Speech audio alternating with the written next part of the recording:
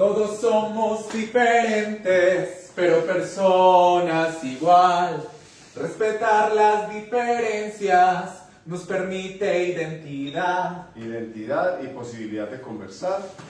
Tinto de miércoles hoy. Hoy es particular. Te vas para el Tolima a pasar. Vamos con Rapsodia Negra a representar a Antioquia en un festival en el Tolima, a Lérida específicamente. Ahorita contamos entonces de eso y Víctor, yo le digo siempre que no diga un invitado muy especial, todos nuestros invitados siempre son muy especiales. Pero esta es una invitada de nuestra cercanía afectiva y de la casa. Bienvenida, Caro, una investigadora y maestra. Buenas noches. Caro, bienvenida al Aquí brindamos con tintico y aromática. Sí, para la diversidad, mi aromática rojita. ¿Cómo Muy están? bien, qué maravilla, muy bien. Bueno, me alegra mucho, muchas gracias por la invitación. Muy rico Me tener complace mucho estar acá. Qué Como rico. bien dicen, en la casa. en la casa del parque, Caro. ¿Y cómo llegaste a ser maestro? ¿Cuál es todo ese cuento? Es un cuento muy largo porque yo realmente no quería ser maestra. Yo quería ser psicóloga. Siempre pensé que quería ser psicóloga cuando estaba en el colegio. Entendí todo. Ya tiene todo sentido. Y cuando, bueno, yo muy chiquita es porque era adolescente, tenía una novia en ese momento, una mujer mucho mayor que yo, y estudiaba en la Universidad de Antioquia, era profesora. Y en eso de elegir qué estudiar, para mí era muy importante, pero también sabía que la opción sí o sí era estudiar en una universidad pública. Era pasar a la Universidad de Antioquia. Entonces nada, ella me dijo como ve, estas pueden ser las alternativas, presentate, porque el corte de psicología en la universidad es muy alto. Entonces así terminé siendo maestra. Yo ingreso a la licenciatura y la opción siempre inicial era yo avanzo, pero me paso de programa, paso a psicología. Y finalmente lo que el alma, que es entre las muchas cosas que me contienen como persona, pues yo creo en esos asuntos, no, yo estaba hecha para ser maestra porque Claro. finalmente no me fui para otro lado. Y maestra de niños y niñas. Bueno, esa es otra cosa bien especial porque yo, dentro de todas las licenciaturas, pues es muy fácil identificar como que es licenciatura en español o en pedagogía infantil. No, había una licenciatura que se llama, hay una licenciatura que se llama licenciatura en educación especial. Entonces, cuando revisamos el pensum en ese momento, era como las materias eran muy próximas a lo que una veía en psicología, entonces esa fue la que estudié. O sea, sin saber nada, siempre hay una anécdota muy particular cuando uno estudia educación especial, es que normalmente quienes eligen esa carrera tienen por lo general personas cercanas que tienen algún tipo de discapacidad, y yo ahí incluso me sentía distinta porque yo no tenía a nadie. La historia era porque la vida me había puesto ahí y luego terminé licenciada en educación especial. Bueno, recuerda que hoy le estamos preguntando que cómo te estás formando para conversar y para escuchar en el tema de diversidad, porque estamos en un país en sueño de construcción, de transformación, y eso implica, y nos lo ha demostrado quien quedó elegido presidente, que hay que conversar incluso con esas personas que pensamos que nunca íbamos a conversar. Entonces, la pregunta es esa: ¿cómo te estás formando? Porque si no solamente en la presidencia, tenemos que conversar todos y todas y todes con personas que a veces nunca habíamos conversado, muy cercanas en la familia, en el entorno, en la vecindad, en el aula, en la sociedad en general. Entonces, ¿cómo te estás formando para eso? Porque eso implica vencer las rabias, de entender que si quiero que me escuchen, tengo que escuchar. ¿Cómo terminó en ese proceso de maestra a maestra pensándose en la diversidad? Bueno, ahí sí tengo que hacer como yo no sé si sería como una publicidad de la vida, y es que justamente la licenciatura en educación especial es una posibilidad para pensar siempre el otro y la otra, ¿cierto? Porque su discurso, digamos, fundamentalmente desde lo pedagógico, desde lo epistemológico y desde lo teórico, está fundamentado en pensar la alteridad. Y cuando pensamos la alteridad, pues sin duda nos están diciendo, venga, piénsese en la diferencia, piénsese en eso que somos. Y además, para mí encarnaba una cosa muy importante, y es porque mi experiencia vital siempre me había puesto en ser la diferente, ¿cierto? Entonces ahí yo encontré un lugar en esa licenciatura para pensar siempre la diversidad, pero no solo la diversidad puesta en mi experiencia personal o en la discapacidad, sino que es una condición que habita todo el tiempo. Nosotros somos distintos hasta para elegir el color o el tinto o la aromática. Así. En las cosas más simples. Y justo eso, Caro, te cuento, el fin de semana, y también les cuento a ustedes, el fin de semana pasado, el sábado sábado 25 de junio, estuvimos con la marcha comparsa de la diversidad, donde llevando la diversidad al barrio, y la diversidad en el contexto plural que se entiende la palabra, no solo en lo LGBTI, sino también en cómo esas intersecciones que somos como sujetos nos ponen a hacer, yo soy el bajito, yo soy el gordito, yo soy el negro, yo soy el blanco, yo soy el indio, yo soy el rockero, yo soy el metalero, yo soy el pop, el popero, no sé. Entonces, esas intersecciones de la vida que nos hacen diversos, singulares a cada una de las personas, no solamente el gueto. Entonces, eso lo vivimos en el barrio este fin de semana, gracias a todas esas juntanzas tan bellas y tan maravillosas, pero también como entender que los niños empezaron a ver la diferencia de otra manera, desde el arte y la cultura, con los zancos, con el circo, con el clown. Bueno. De eso voy a hablar con Caro, pero a propósito de la marcha me llamó mucho la atención ese reconocer la escena tan linda donde se están moviendo las juventudes diversas. Me parece que tienen un panorama muy amplio, muy lindo para moverse. Entonces, tener a Juan Piz con su discapacidad ahí sentado, chico trans o chica trans, tener a Valentina pensándose más allá de su género, ni siquiera ella dice me quiero nombrar, yo quiero ser Valentina y punto. Y así por el estilo, entender que ya no son las rigideces, la línea por la donde hay que caminar, sino que ellos están permitiendo un montón de cosas que fluyen y que transitan a través de ellos. Pero en eso es muy importante la investigación, también la vivencia, y entonces la vida te llevó a un trabajo de investigación en maestría, ¿cierto? Sí. Que te debió potenciar mucho el tema de la pero desde el diversidad. pregrado, yo creo que desde el pregrado. Cuando nosotros hacemos la licenciatura, pues tenemos que hacer un trabajo de grado. Y lo que se esperaba en la licenciatura siempre era la mirada, pues ese discurso de la diversidad puesto en los cuerpos con discapacidad, ¿cierto? Claro. O que los hemos nombrado de ese modo. Y mi interés, yo tenía un interés así súper gigante, precisamente por las interseccionalidades entre la población afro y la discapacidad. Pero en ese momento, ya estamos hablando de hace varios años, no había muchas dificultades como para decir que nosotros nos íbamos a desplazar donde hubiese población afro y revisar cuáles eran como esas representaciones sociales que se han construido alrededor de la discapacidad en las comunidades negras.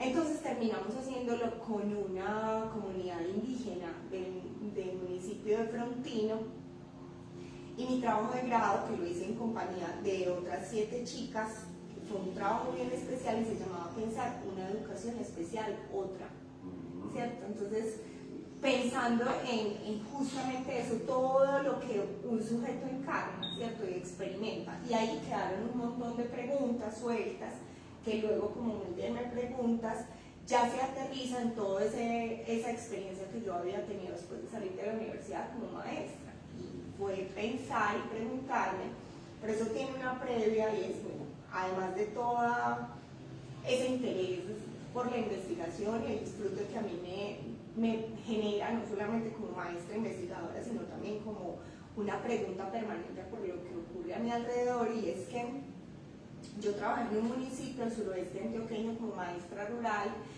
y allí encontré varias particularidades en relación de eso de ser maestro o maestra en los contextos rurales, pero identificándose y nombrándose como un hombre homosexual y una mujer lesbiana. Claro, complicado. complicado. Sí, con todos los desafíos que eso tenía. Entonces esa pregunta, yo me vengo de vuelta a la ciudad a trabajar acá y esa pregunta me sigue habitando. Entonces ahí hay todo un ejercicio de investigación que ha sido pues lo que ha continuado como mi vida académica, ¿cierto? Y como maestra, preguntarse por todas esas tensiones que implica ser maestro y maestra, ¿cierto? Y una de esas es la identidad, cómo nos identificamos, cómo nos nombramos, pero cómo nos siguen viendo también las demás personas, ¿cierto? Las demandas que nos hace la sociedad. Y que a propósito de eso que mencionabas, pensaba, es que es muy teso porque, por ejemplo, justo ayer con el informe que hace la Comisión de la Verdad, dentro de su discurso se hace incluso un llamado uno para el reclamo que le hace el padre Francisco Rose cuando nos dice pilas, donde estábamos los maestros y maestras cuando esto estaba pasando en el país, pero además también cuando se dice, venga, que es que justo lo que introducías y es que vamos a hacer los maestros y maestras para poder tejer, podernos sentar en otro que está sentado en otra silla y piensa distinto que una, ¿cierto? Claro. Que hay que hacer ahí. Entonces, en eso de trasegado. Contexto de Comisión de la Verdad, pues yo creo que es el momento, es lo de moda, pero también es lo circunstancial, es lo coyuntural, lo que tenemos que pensarnos.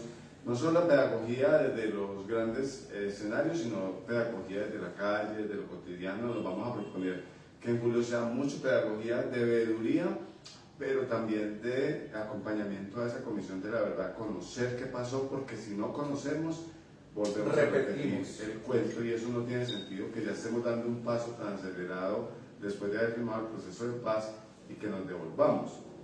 Yo no sé si hay algo, bueno, antes claro, pero hay una cosa muy particular. Yo decía que este es nuestro quinto de junio. Estuvimos trabajando fábulas. Nos atrevimos a proponer una quinta fábula pensando que esta sí sea una fábula con moraleja a propósito de la Comisión de la Verdad, que ahora sí tengamos una moraleja para aprender de aquí en adelante. Y me empieza a aparecer un asunto con relación a vos, y es cómo yo voy creciendo en lo intelectual y en el conocimiento, pero también voy revolcándome, si se quiere, o reencontrándome en mi vida personal. ¿Cómo es que esas dos Carolinas empiezan a encontrarse ahí en ese proceso de ser en diversidad? Mira, yo como Carolina he sido una mujer muy rebelde, entonces yo fui una adolescente supremamente rebelde no solamente... Castilla. Sí, crecí en un barrio, en Alfonso López, es la comuna 5. Bueno, aunque crecí allá, mi vida no se construyó en el barrio, ¿cierto? Porque yo estudié en un colegio en el municipio de Bello y siempre me tenía que transportar en un bus del colegio. Entonces, mi grupo de amigos no era el grupo del barrio, pero a mí me identificaban porque crecí en una familia numerosa, tradicional del barrio, absolutamente patriarcal, tradicional, conservadora, rezandera, y yo no soy nada de las anteriores. No soy nada, no porque no esté en mí, por supuesto siempre ha estado, pero justo lo que decías, la tarea ha sido irme desmoronando y armar otras identidades en el camino, ¿cierto? Entonces, bueno, yo fui esa adolescente, pero sin duda, para mí la academia ha sido un lugar para configurar lo que soy. Además con una abuela matriarcal muy, sí, absolutamente. Muy bella, una abuela muy cuidadora, muy sobreprotectora. Yo no crezco, pues además crezco en la familia de mi papá. Mi abuela es la que me cría con mis tías y otros 10 tíos, entonces eso era una locura. Yo no crezco ni con mi mamá, pues no crezco al lado ni de mi mamá biológica ni de mi papá biológico, sino que hay un desorden en ese árbol para entender la raíz, que yo luego voy construyendo a partir de lo que les digo, irme armándome como a pedazos. No me pierda la línea, es que yo traigo lo de la abuela porque precisamente estamos en momentos de reconciliación, y un momento de reconciliación es entender que yo no tengo por qué echarle la culpa a nadie de cómo me educó, porque esa persona que me educó con lo que tenía o con lo que tenía en su cabeza. Aquí lo que tengo que hacer yo es hacer una ruptura y decir, con todo el amor que le tengo, de aquí en adelante voy a transitar otras vías. Entonces las mujeres se hacen otro significado, los LGBTI nos hemos significado, toda Colombia tiene que empezar a resignificarse no desde lo que pasó, sino desde lo que empieza a pasar.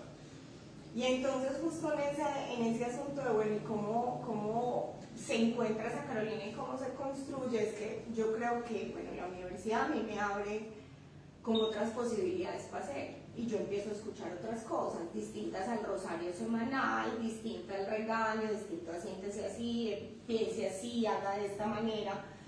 Y yo creo que la primera liberación que yo hago, que para mí fue muy... pero eso no lo identificaba en ese momento, yo le voy encontrando potencia con el caminar de la vida, y es cuando yo llego a la universidad y siento que mi cuerpo es mío y lo que hago es raparme la cabeza, por ejemplo. Entonces yo lo primero que hice fue raparme con una máquina. O sea, yo no tenía pelo, mi cabeza era una bola, y entonces eso fue muy grotesco para mi núcleo familiar, porque había todos unos estereotipos de género en mi formación, y era supremamente importante pues asumir esas estéticas, pero también esos roles estereotipados de cómo debemos ser mujer. Y si bien yo soy una mujer muy así, del adorno, de toda la cosa, hay una transición en esas estéticas, pero era porque yo encontraba un lugar también de esa información que empezaba a regalarme en la academia para pensar, ¿cierto? Y de ahí en adelante yo creo que otro punto de quiebre es encontrarme con los feminismos, pero me los encuentro en mi formación de maestría. Qué bonito.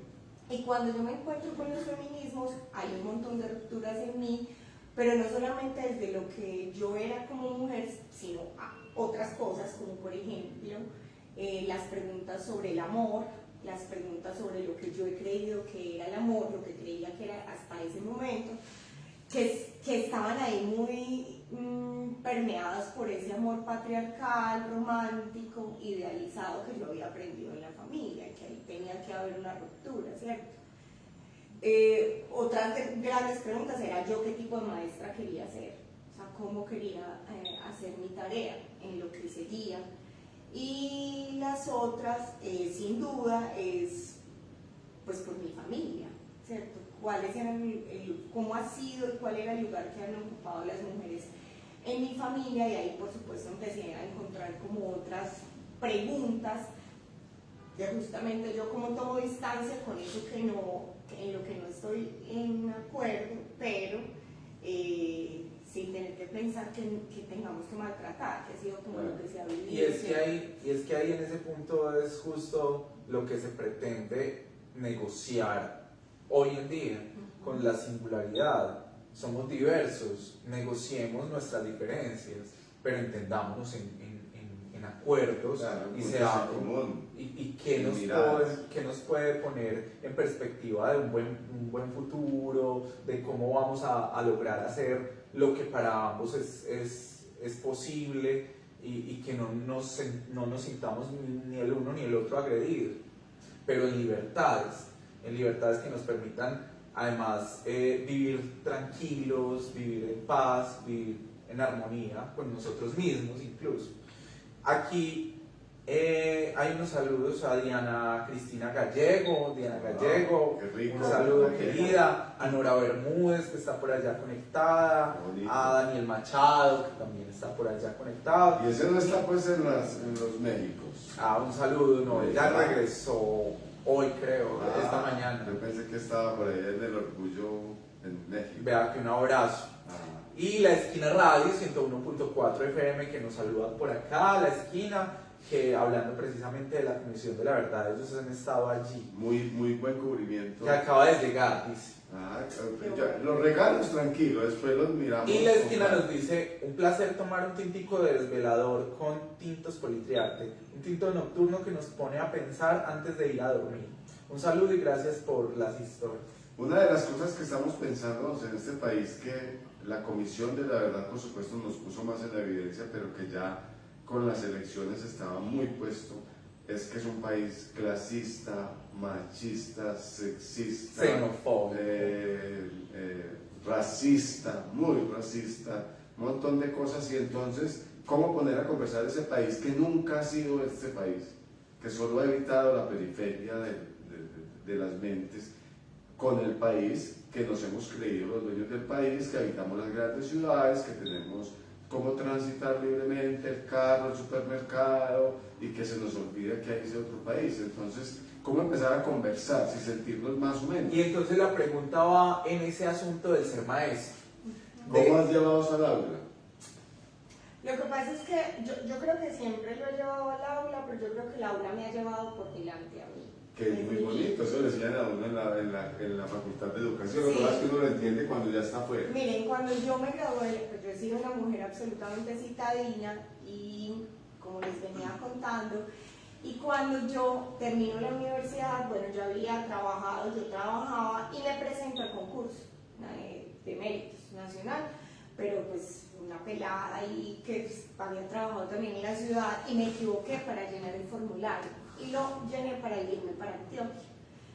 En ese momento yo ni sabía entonces qué municipios, eso era muy lejos, era muy difícil, sino en ese momento el papá de mi compañera, que conocía todo el departamento, me dice, a lo mejor es que se vaya para ese municipio, todos los calles es el que está menos lejos. Yo le dije, listo, yo me voy a ir para allá porque no tenía ni idea cómo ubicarme. Pues ahí empieza también, digamos que ese es otro hito que hace un quiebre en lo que soy como maestra, y es que yo me encuentro con la ruralidad. Claro. Y entiendo que, por ejemplo, las zanahorias no son un dibujo en los libros, sino que salen de la tierra. Y ahí ocurren un montón de cosas muy tenaces, y es primero, justo lo que decía Manuel, y es cómo pensarnos ese otro país que quienes habitamos en el centro a veces desconocemos, ¿cierto? Y que el campo no es solamente la finca de recreo, Claro. que hemos tenido el privilegio de ir algunos porque nos invitaban los amigos, no porque la familia tuviera. Entonces, pero cuando ya entendemos eso, yo entiendo que la ruralidad es un escenario muy complejo. Además, porque, un paréntesis, contabas, el bus me recogía para ir al colegio. Estos niños y estas niñas tienen que transitar a veces horas para llegar al colegio, y lo hacen con toda la felicidad del mundo por pantaneros, por donde sea. Sí, pero por eso les decía que a mí la escuela rural me atravesó, porque, por ejemplo, los niños solos no eran los que atravesaban caminos largos. Yo fui incapaz de quedarme a vivir en la escuela, me daba muchísimo susto porque era una escuela en medio de cafetales, de una montaña y de la nada. Entonces yo empiezo a caminar de la cabecera municipal hasta la escuela porque no había transporte, eran caminos de herradura, yo caminaba alrededor de 1 hora y media, 1 hora y 40 minutos todos los días con bota pantanera, y entonces esta regia que se encrespaba la pestaña, que se abandona todo eso. Yo tenía ya murió, tenía una tía que era modista, entonces le dije que me hiciera muchas balacas que me recogían todo el pelo, y yo me iba con unas camisetas y una bota pantanera, y ese ya era el escenario, pero además de entender lo que implica la diversidad en el escenario de lo rural. Por ejemplo, ¿qué significa ser mujer en la ruralidad y en una ruralidad como Colombia? ¿Qué significa, por ejemplo, ser un niño o una niña con discapacidad en una escuela rural que es inaccesible? ¿Qué significa, por ejemplo, que seamos en este país, pues además históricamente, digamos desde 1960 en el país, hay esa figura del monodocente que resuelve no solo por asuntos demográficos y económicos, sino que es el que responde en las comunidades rurales como presencia del Estado, y entonces ahí el universo a mí se me abre, pues yo digo, ser maestra es otra cosa en la ruralidad. Y del otro lado, la solidaridad, porque son niños, a diferencia de los niños de la ciudad, que están pensando en regalos muy psicodélicos. Allá es la fruta. No, es otra cosa. No, no, ni siquiera la fruta sigue siendo un regalo muy citadino. Ellos me llevaban un plátano, una yuca, y yo cada viernes aprendí a levantarme. O sea, tengo una fuerza en los brazos que la desarrollé ya, porque yo subía los bultos, me daba mucha pena decirles que no. De café. De yuca, plátano, del revuelto. Yo llegaba aquí a Medellín con un costal de revuelto de los regalos de los niños en la semana y de las niñas, pero también fue muy tenaz, por ejemplo, empezar a abrir espacios para conversar con las mamás de las comunidades y las tensiones que eso significó con sus compañeros, ¿cierto? De ver a mujeres que llegaban maltratadas, con hombres... Te mandan saludos por ahí, Diana Gallego. Ah, muy bella.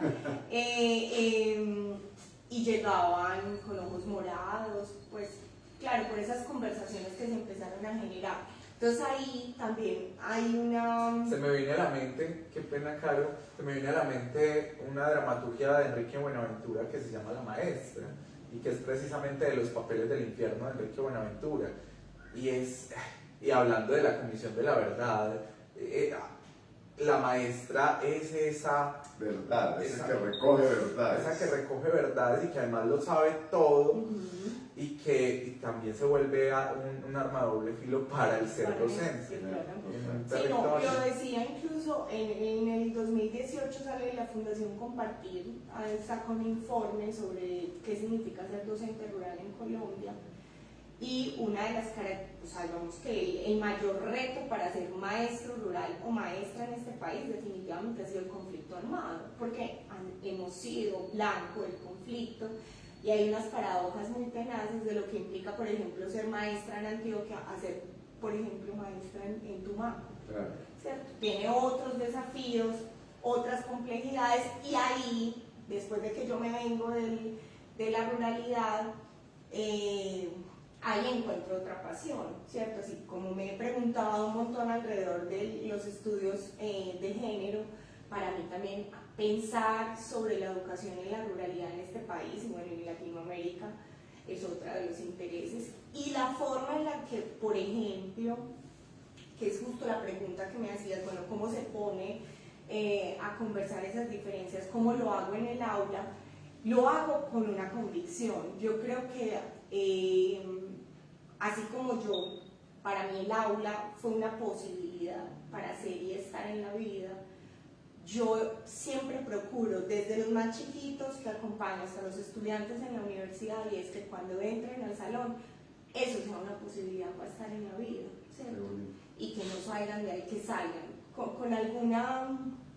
con muchas preguntas, sin mucha certeza, pero que ahí se sientan como una posibilidad, porque sin duda alguna esa es la única forma que yo creo que hoy tenemos para ser maestros en un país con tantas tensiones. Bueno, desde que hay mucho de qué hablar, por eso es que no hablas muy poquita, pero quiero que me hables un poquito de Politiarca, agradecerle por supuesto a las personas que están ahí con nosotros, que yo creo que tenemos un elemento en común, como el feminismo, usted más, yo me he acercado más poquito, pero también acercándome, nos ha transformado la vida porque nos pone a pensar otras cosas. La gente cree el feminismo solo desde eso que llaman feminazi, pero no. Es una circunstancia de pensarnos cómo hemos sido injustos incluso con nosotros mismos y nosotras mismas a partir de la historia que nos ha tocado, y por eso hay que cambiarlo. ¿Cómo va a Politiarca? ¿Qué tenemos pendiente? ¿Tenemos función el fin de semana? Así es, este fin de semana vamos a estar con Fallas. El día sábado es un concierto en la Casa del Parque, es entrada libre con aporte voluntario, es para que vengan y escuchen rockcito, lo vivan, lo gocen, lo sientan, porque esta casa no es para venir a ver, sino para venir a participar y a ser parte de la experiencia. Además el encanto de Fallas. Sebas Jazz. Los Jazz es parte del grupo, ya estuvo por aquí con otra agrupación, y este sábado vienen dos grupos de rock que vienen a compartir pues con el espacio. El sábado desde las 7:30 de la noche en adelante vamos a vivir esa experiencia, y es entrada libre de aporte voluntario, pero pilas, no se quede para última hora, reserve. ¿Qué reserva? ¿Sí? Las reservas las pueden hacer a través del WhatsApp, a través del mensajes en Facebook o en un link que nosotros generamos para esas reservas, que lo generamos y lo mandamos siempre por todas las redes sociales. Agradecerle a Telemedellín por esa nota tan linda que hizo de Politiarca. Varias. Esta semana hizo varias notas Telemedellín nos hizo varias notas. Una primero pensándonos también en el asunto de cómo hacer ahora el reto del país en la cultura, que se viene con asumir que Petro es presidente y qué vamos a hacer, qué es lo que sigue, y es la veeduría, y el acompañamiento, que no es solamente haber ido a votar, sino también como el asunto de la democracia se tiene que hacer cumplir en ese acompañar, exigiendo también desde nuestra posición como agentes culturales. Entonces desde ahí vamos a participar e incidir desde nuestro quehacer. Estamos proyectándonos con la cultura viva comunitaria, con el encuentro Nómada Artes del Movimiento que viene dentro de un mes. Ya nos estamos manifestando, nos estamos proyectando. Dentro de 15 días vamos a tener una presentación para recoger algunos fondos para el encuentro Nómada. Entonces muy invitadísimos, también invitadísimas para ese encuentro, porque vamos a estar en Teatro Casa Clown, que es en pleno centro de la ciudad, y nos vamos a proyectar con algunas propuestas de algunos del encuentro. Entonces, bueno, para que vivan allí la experiencia. A mí me toca aquí siempre ser el que pone a mi marido a decirle, tenemos una invitada muy especial, entonces no y con esa agenda tan nutrida. Claro. Y resulta que es muy bonito ver un documento de Comisión de la Verdad que nos hayamos tocado ayer. Yo creo que este país, además, muy charro, yo no sé si eso debía decirlo, el otro presidente no estaba, yo no sé por qué no le entregó de una vez la presidencia a Petro, porque ayer el presidente fue Petro en todo este proceso de la Comisión de la Verdad, y ahí no tiene que ver con mis afectos particulares, sino con lo que están contando las redes. El otro vino a aparecer hoy para otro evento que necesitaba por ahí. Pero cuando uno llega a una cosa es el documento y otra cosa es la vida real, y entonces uno puede llenarse de esperanzas para transformar, pero la realidad a veces le pega un golpe grande. Ya lo contaste con la ruralidad, pero también pasa en los bancos populares. Un saludo de Diana Vera, dice Bellos. Uy, bellos y bellas. Diana Vera, por allá. Cuando uno llega al barrio, descubre un montón de maestras muy bellas que han hecho su trabajo muy lindo, maestras y maestros, pero que están cansados de la vida tradicionales, algunos incluso con ese discurso de ese peladito que viene ya no va a cambiar. Y entonces esa cultura que llamamos cultura traqueta se ha ido quedando en la cotidianidad y en todo lo que manejamos, en los medios de comunicación, en las películas, en el discurso de la casa y del aula. ¿Cómo lograr permear al menos en los mínimos ese discurso con el que el niño y la niña viven desde su casa y desde los medios de comunicación ya tan marcados y tan permeados por la realidad? Esa pregunta es pregunta de investigación, estás abusando. En tu realidad, claro. No, yo lo que creo, mira, yo creo que todos los reclamos que se le hace al ejercicio de ser maestro o maestra es arregle lo que la sociedad no tiene para arreglar. Ahorita sí hace una introducción muy particular, bueno, haciendo referencia a que el presidente no estuvo, el presidente con el que contamos hoy, y yo pensaba, es que esta ha sido una patria con padre ausente, y básicamente ese fenómeno de ayer es como, pues, el papá no estaba, y entonces vienen esas otras figuras que llegan a medio subsanar el asunto. En este caso, pues diríamos que Gustavo Petro en Francia, pero que yo, por ejemplo, de manera muy particular, digo, pues, yo creo en esa posibilidad o en ese programa de país que estos personajes representan, pero también creo que es una responsabilidad que tenemos cada uno en cada una, y que sin duda, pues así como muy en forma jocosas, que esto no va a vivir sabroso porque nos levantamos y al otro día ya esto era un jolgorio, además desconociendo todo lo que eso significa para nuestros pueblos afro, el significado de vivir sabroso pero sí, es esa categoría específica de vivir sabroso, hace referencia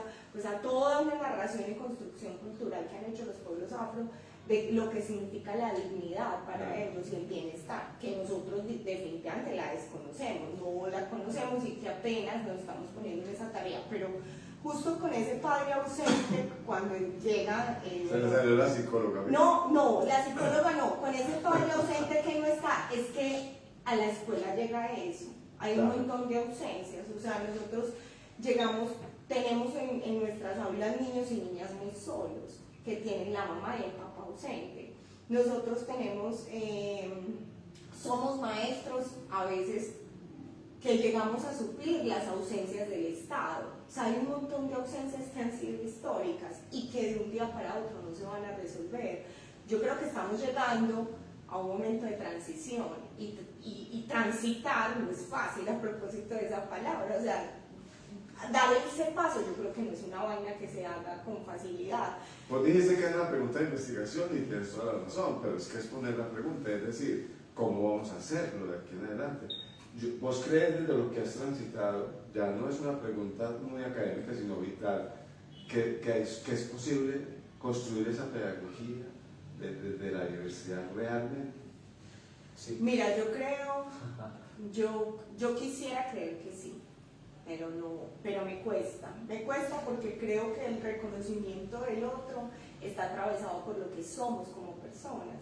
Entonces eso implicaría que no solamente la transformación la haga el maestro y la maestra, que es su deber ético profesional, o sea, ahí no hay duda, usted éticamente apelando a su lugar de maestro y maestra lo tiene que hacer, pero es que Manuel, necesitamos es que esos seres humanos que están ahí haciendo esa tarea de maestros y maestras le crean a eso, y cuesta, porque también en esa tarea se deja el pellejo, o sea, la persona.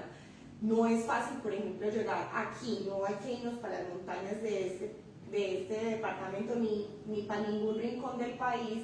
No es fácil ser maestro o maestra en cualquier lugar. A propósito de mi amada Diana Vera, en el municipio de Bello hay muchos colegios que tienen 40 estudiantes en una sola aula.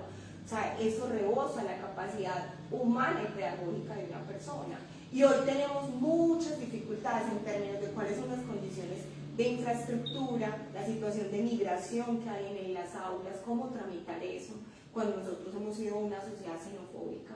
Entonces, hay un montón de tensiones que yo creo que llena de esperanza, yo creería que se debería hacer, pero hoy hay unos desafíos, sumándole con lo que ocurre hoy con el tema de la pandemia, que hay un tema dramático, creo que ustedes le tienen que sacar a eso un buen tinto, y es el de la salud mental, claro, de los chicos y las chicas, y que no se priorizan asuntos, por ejemplo, como el arte, para poderlos insertar en la vida escolar, para que se saquen esos dolores, para que se saquen esas ausencias. Sí, mira, una de las cosas más bellas que se ha visto en muchos lugares donde se ha vivido la violencia es que las formas de resignificar, pues esa palabra ya está muy gastada, pero digamos que de volver a instaurar otros modos de vida ha sido el arte como una posibilidad, pero este Estado nunca lo ha priorizado. Entonces, ¿cómo hacer eso? Yo no sé, yo diría, yo no tengo una receta, pero sí creo que es urgente, porque hoy los chicos y las chicas están suicidando en los colegios de manera horrible. Hay niños y niñas con depresión que se sienten mal. Entonces, a eso tenemos que responder, pero además los maestros y maestras que están acompañando a esos chicos y a esas chicas también están deprimidos, también están estresados, también tienen ansiedad. Entonces, yo creo que este momento se requiere una agenda así súper apretada como la de política y arte, pues que haya muchas ofertas para que a través del arte podamos tramitar este momento, porque si no, yo creo que con lo que se ofrece en la escuela, ese currículo de materias o de saberes o contenidos, no va a ser suficiente. Incluso vi que la Universidad de Antioquia acaba de lanzar como un proyecto de acompañamiento precisamente a los maestros y maestras, sobre todo en áreas rurales, para trabajar el tema del acompañamiento en diversidad y en verdad, en cómo vamos a conversar este tema, sí, cómo lo vamos a llevar al aula, que no es solamente volverlo una cátedra para echar cuentos, sino volverlo vida, piel, porque ahí lo que son historias de lo que ha pasado en este país. Hablando precisamente de eso, de los maestros, de cómo llegar también a esas poblaciones, a los niños y niñas y jóvenes del país, es a través de ellos y ellas, de los maestros y los educadores, que son los que están ahí día a día viviendo esas singularidades con ellos. Y entonces cada uno con sus particularidades y sus depresiones y sus temas, pero los maestros son los que son como los vasos, que son el recipiente con el que se pueden desahogar, con el que pueden decir, el que pueden incluso llorar. Traer aquí a la Casa del Parque a los colegios, por ejemplo, de Corferrini y de otro colegio de la 13, que vinieron los maestros a vivir la obra de teatro y a sentirla y a permitirse después de la obra conversar, fue Llorar. de alguna manera, y llorar y desahogarse con un montón de temas.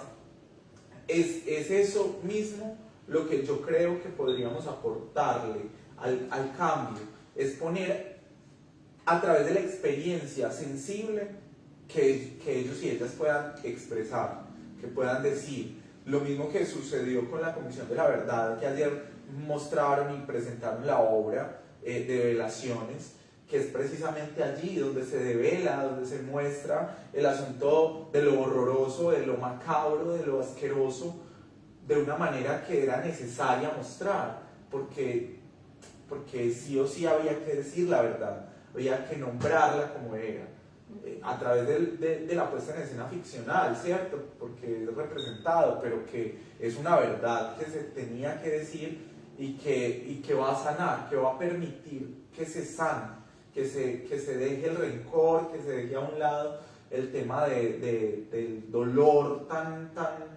macabro y tan doloroso, tan asqueroso que vivieron tantas personas con sus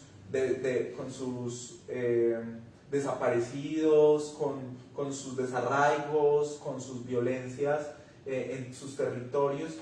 Bueno, pero ¿qué es eso? O sea, es como a través de la propuesta docente les permitimos a los niños y a las niñas acercarse a estos espacios artísticos para nombrar, que creo que puede ser un medio de cómo hacerlo. Y yo tengo una petición, yo creo, un poquito al feminismo, no al feminismo, porque yo creo que no es al feminismo, a las personas que están reivindicando el tema del acoso sexual, el tema de la violencia sexual, que no es un tema que se puede dejar de lado, está ahí, incluso estaba incluido en el tema del conflicto armado muy fuerte, pero cómo lograr no perder la capacidad de ternura, porque yo al otro lado tengo, por ejemplo, a Daniel, que es un maestro encantador, administrativo, encantador con sus chicos y chicas. Yo lo veo como la mamá de los pollitos allá queriendo a todo el mundo, tratándolos con cariño,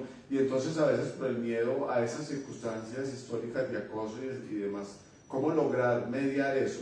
Pero eso lo traigo a colación por una razón.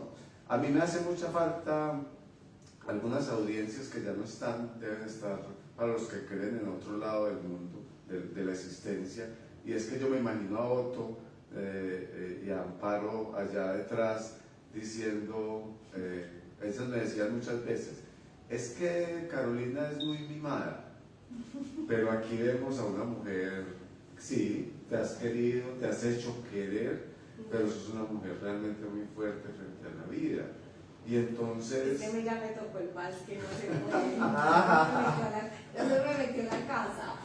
Sí, cómo lograr recuperar eso de la ternura, cómo he logrado mantenerlo en medio de toda esa historia que incluso no ha sido fácil llevarlo al aula, llevarlo a tu cotidianidad familiar, a tu cotidianidad de amistades. Yo... ¿Si sos tan mimada o no sos tan mimada? No, para ellos yo era mi mamá. Amparo, que es mi tía, ella ya murió, su esposo era Otto, que era como mi padre. Bueno, yo les podría decir que es que la ternura la conocí en mano de ellos. Y los mimos también fueron las personas que quizás más me mimaron en la vida, pero no como un asunto, pues que yo recibí también cuidados de mis otras tías y de mis otras familias, pero eran otros lenguajes. Lenguajes un poco de esos que vos decías que son como llenos de dolor, llenos de rabia, de eso que nos ha caracterizado como sociedad. No, Otto era un hombre desparpajado para la ternura, entonces él siempre me trató con ternura. Las palabras que yo pienso en él y pienso en la palabra o la tesoro, o la mi amor, ¿cierto? Y yo creo que aún con todas como las dificultades, los tropiezos y demás que yo he tenido en mi vida personal y también en los desafíos en la vida profesional, la ternura ha sido como el sostén, y la ternura no se puede perder. Pero, ¿sabes? Vos mencionaste una cosa que a mí me parece muy tesa a propósito de lo que me han venido preguntando, y es que hoy es un momento muy, muy tenso para los maestros y maestras en términos del lenguaje del afecto, del lenguaje del cariño, que tanto nos hace falta en esta sociedad, a volver a encontrarnos de una manera más humanizada. Y es que yo creo en el encuentro de las almas, o sea, del encuentro de los niños, el encuentro de los adultos incluso. Y es que muchas veces hoy con todas las tensiones que hay con el tema del acoso y del abuso por parte de maestros a estudiantes y todas las tensiones que eso ha generado, en este momento se me olvida el término cuando se acusa pues a estas personas públicamente, se me pasa, pero esos miedos que hay hoy de ser acusados de abuso y demás, me hace pensar en frases, por ejemplo, que dicen los maestros y maestras del bachillerato, y es que eso es un problema desde las profes de primaria. Yo soy profe de primaria, es porque las profes de primaria, que en su mayoría somos mujeres, recuerden que hay toda una historia de feminización de la tarea docente, de las que cuidan y no más, cero intelectualización, entonces pero en el bachillerato aparecen los hombres. Y creo que se creía que las maestras de primaria eran brutas. Sí, claro, solo servían para cuidar, no hay más.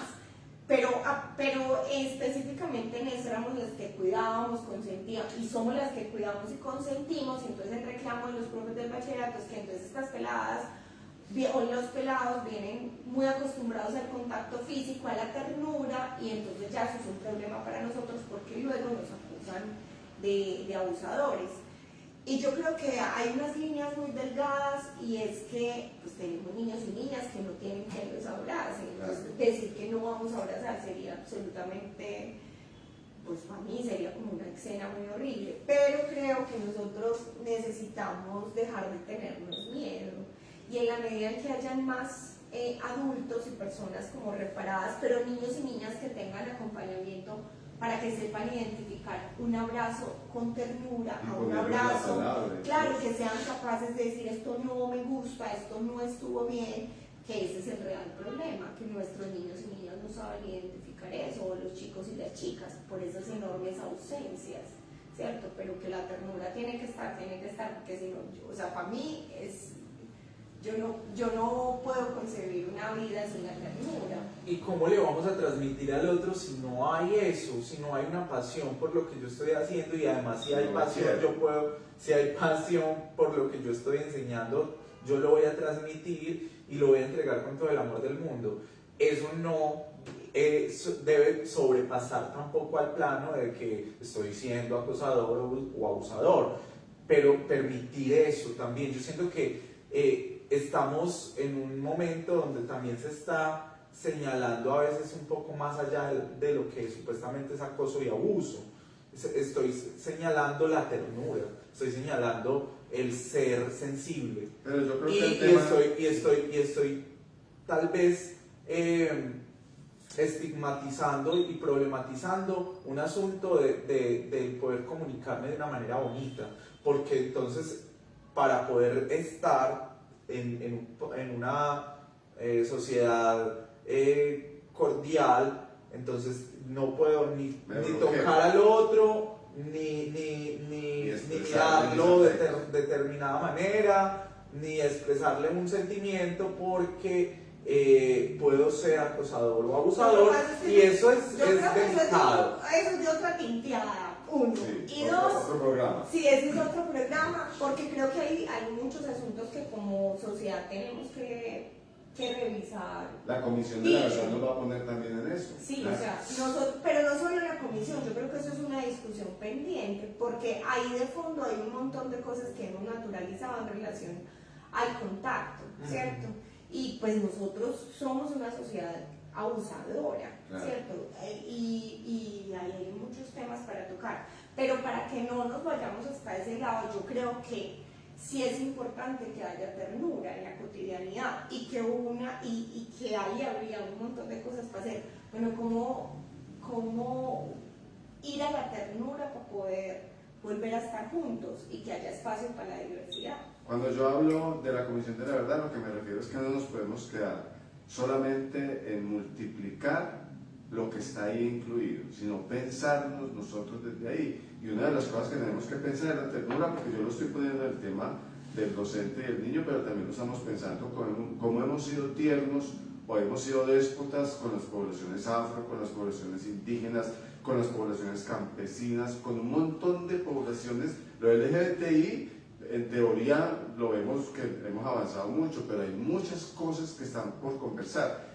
Y solo hasta que lo pongamos en la palabra vamos a poder entender caminos para salir de ese asunto. Yo quiero resaltar aquí, por ejemplo, algo que se atrevieron a hacer en un teatro amigo, el Teatro Casa Clown, porque pusieron a conversar a todos, a todas las personas, a todos los hombres y mujeres que hacen parte de su colectivo, frente al tema de la ternura y del abuso. Cuando paso de un lado al otro, cuando no estoy pensando. Y siento que es muy bello lograr conversar de esos temas de una manera tranquila, porque y antes de que pase incluso, porque siempre pueden surgir cosas que uno no sabe que está pasando o que está sucediendo con el otro o la otra a través del lenguaje.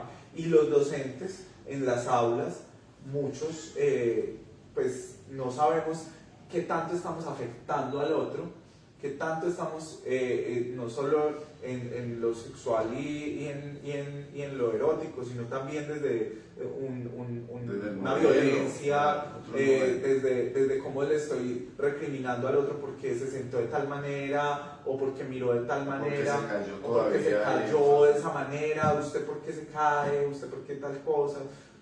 ¿Qué tanto le estoy diciendo al otro en el discurso? Yo no sé, Caro, con relación también en su pedagogía desde la primera infancia, en esto diferencial, en primaria, pero desde el enfoque diferencial, cómo también acompaña a esos procesos y hace que los demás niños y niñas también comprendan esos procesos que son con un énfasis diferencial. Yo incluso se lo llevo a un escenario, claro, y es para no complicarte mucho la vida con las preguntas, porque la idea tampoco es... pero es que me gusta. ¿Crees que se están dando ya escenarios para conversar en el aula de clase? Entendernos en la diferencia. Bueno, para responderle a los dos. Se supone que nosotros tenemos que hacer un ejercicio que piense en la diversidad que está en el aula y que las apuestas pedagógicas, pero no solamente en términos del clima escolar, que es lo de la convivencia, sino también desde lo que se enseña a propósito del enfoque diferencial, debería incluir a todos y todas.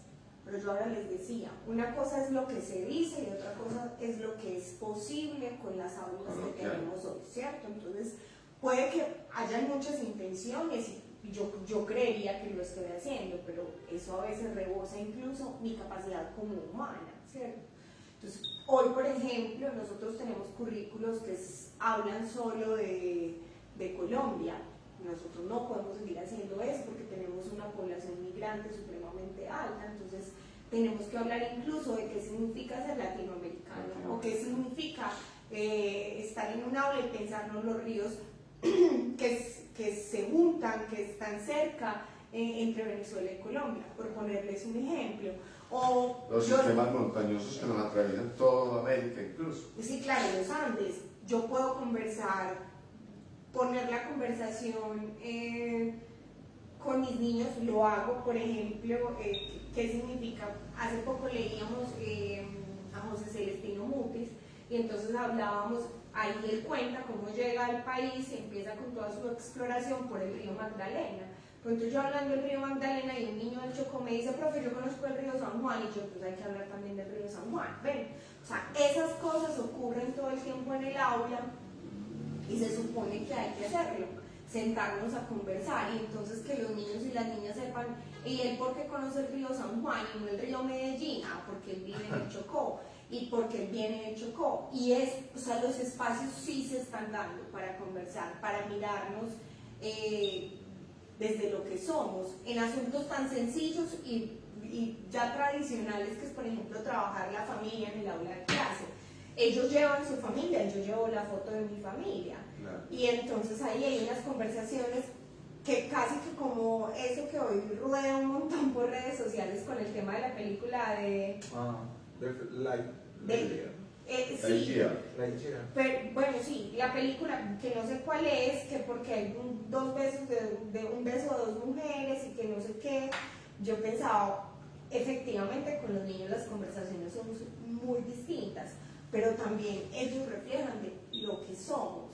Insisto, nosotros somos un país en transición, con muchos problemas, que hacen falta la ternura, que hace falta el amor, que hace falta el respeto, pero no como una práctica escolar, sino que es que ellos vienen de unas familias, vienen de unas comunidades, y en esas comunidades eso no pasa. Entonces, cierto, pues no creo que sea tan fácil decir que solo se va a hacer en el aula, no. Ellos son hijos de sus familias también. Como ven, muy rico, un tinto conversadito, además con una muy buena conversación, entonces nos fue muy rápido, pero yo no puedo cerrar sin preguntar, cuando te miras al espejo y ves esa Carolina, niña, mimada ya por Otto, por Paro, por su historia, hoy parada, maestra, ¿qué piensas y para dónde va esa Carolina?